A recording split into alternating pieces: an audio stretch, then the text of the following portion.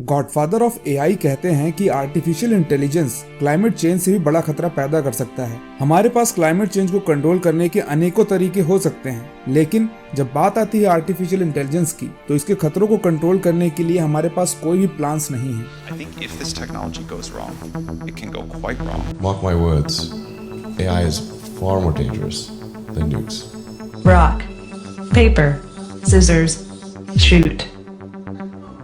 I won. But I think the development of full artificial intelligence could spell the end of the human race. Part 1, what is artificial intelligence. दोस्तों, video में आगे बढ़ने से पहले हम जान लेते हैं कि एक्चुअल में आर्टिफिशियल इंटेलिजेंस क्या होती है।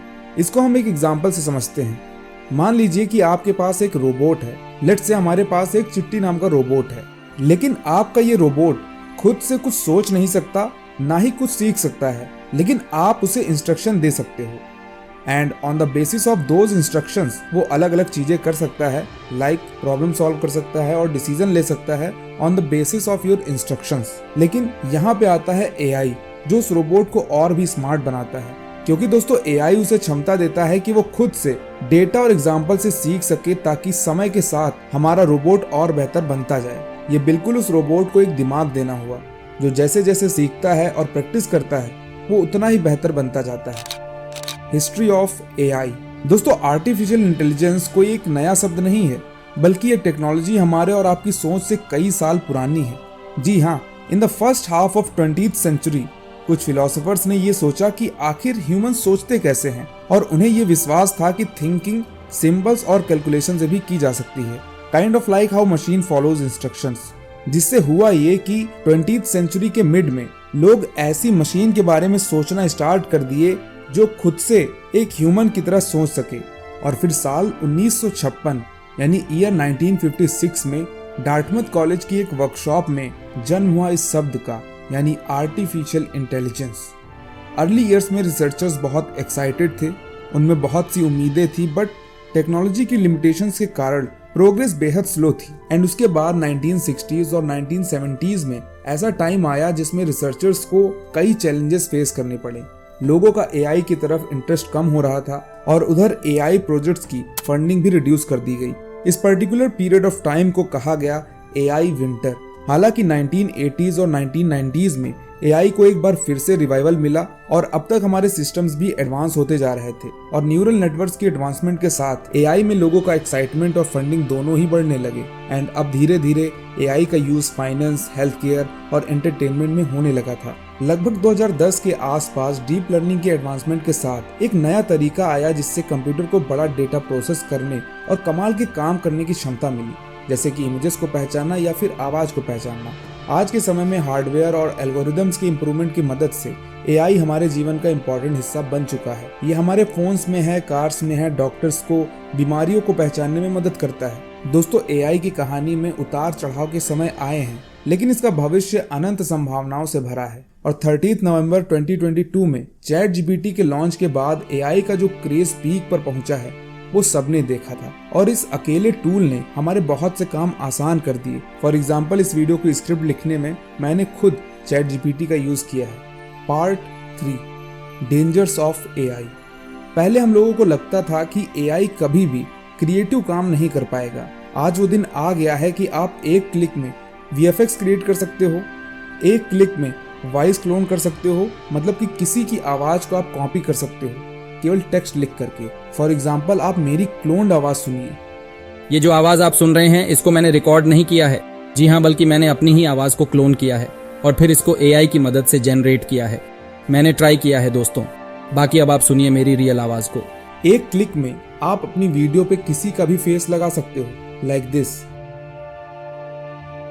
यही नहीं, अभी और सुनिए। एक क्लिक में आप टेक्स्ट लिखकर केवल इमेजेस ही नहीं बल्कि वीडियोस और एनिमेशन भी क्रिएट कर सकते हो। वैसे इतने एडवांसमेंट के बीच आपका ध्यान कहाँ है? सिस्टम पे। कहीं आपसे अपॉर्चुनिटी मिस ना हो जाए, तो थोड़ा ध्यान इधर भी रखिए। और आजकल एक बहुत ही फेमस कोट ट्रेंड कर रहा है, जो कि है artificial intelligence is not going to replace you, but somebody using AI is going to replace you.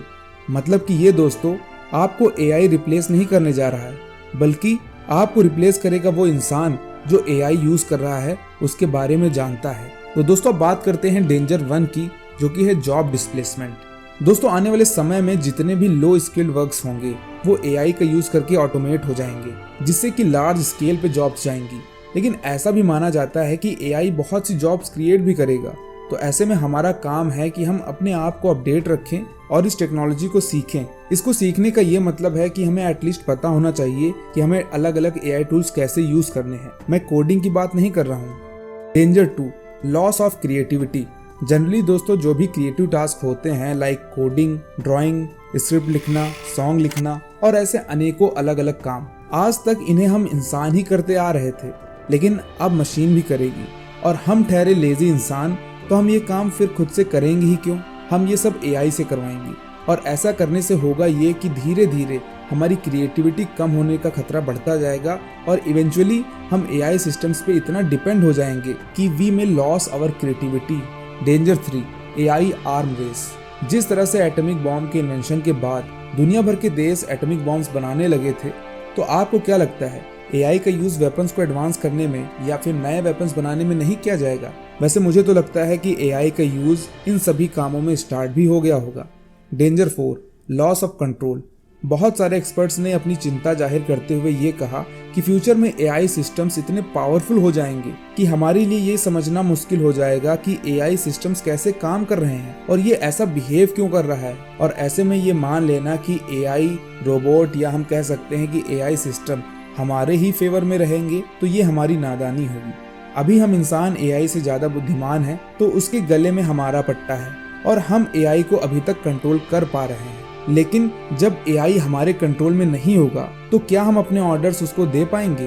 वैसे आपको क्या लगता है? Let me know in the comments. वैसे तो हम एआई पे अपना कंट्रोल बहुत सी वेज में खो सकते हैं, लेकिन चलिए क्विकली डिस्कस करते हैं 2 तरीकों को। फर्स्ट वे ये है कि एआई इतना कॉम्प्लेक्स हो जाए कि हम उसे समझ ही ना पाए कि एआई कैसे काम करने लग रहा है। इस प्रॉब्लम को हम कहेंगे black box problem. And second way is that कि कोई एआई सिस्टम को ही हैक कर ले और उसको अपने हिसाब से मैनिपुलेट कर दे और फिर उससे अनएथिकल काम करवाए। बेसिकली दोस्तों अपना कंट्रोल लॉस करने के दूसरे और भी कई तरीके हो सकते हैं। अगर आपके दिमाग में कोई तरीका आ रहा है तो कमेंट करके जरूर बताइएगा। Danger 5, miss information and manipulation. दोस्तों हाल ही में हमने रेसलर प्रोटेस्ट के दौरान रेसलर की ये स्माइलिंग इमेज देखी थी और बाद में हमें पता चला कि ये फोटो फेक है। इसे एक ऐप का यूज करके मैनिपुलेट किया गया था और लाखों लोगों ने इस फेक फोटो पे भरोसा भी कर लिया था। और यहीं पे दोस्तों आती है डीप फेक जैसी टेक्नोलॉजी, जिसका यूज करके फॉल्स इन्फॉर्मेशन फैलाना, पब्लिक ओपिनियन को मैनिपुलेट करना आज के समय में कितना आसान हो गया है। और जैसा कि हमें पता है कि हमारे देश में 2024 में इलेक्शंस भी हैं, तो आपको क्या लगता है लोग इस टेक्नोलॉजी का यूज करेंगे या नहीं? कमेंट करके जरूर बताइएगा। और ऐसे में हमारा कर्तव्य ये बनता है कि हम एआई को लेकर के जागरूक हों और इसके बारे में अवेयर रहें। और इसी तरफ लोगों को एजुकेट करने के लिए आप अपना पहला कदम उठा सकते हो इस वीडियो को अपने फ्रेंड्स और फैमिली में शेयर करके। एंड ये वीडियो इन्फॉर्मेटिव लगा हो तो लाइक करें, कमेंट करें एंड चैनल को जरूर सब्सक्राइब करें। Be the part of my journey. Thank you so much for watching.